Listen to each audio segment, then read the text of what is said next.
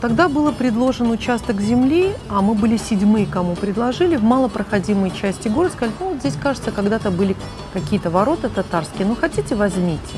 Тогда вообще стал вопрос о том, а какие эти были ворота и вообще что-то о них. И начали поиски в архивах. И мы сказали, что да, хорошо, мы возьмемся за эти ворота, но при условии, что вы не будете диктовать, какими они будут. Мы их сделаем такими, какими мы их видим.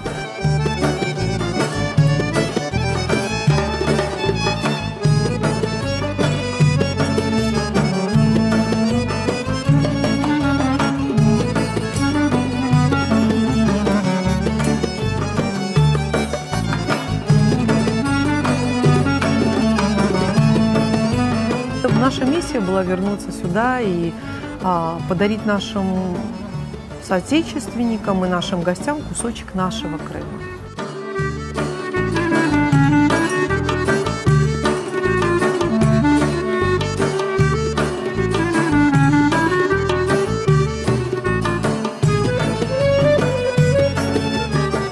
Аллаху акбар, Аллаху акбар.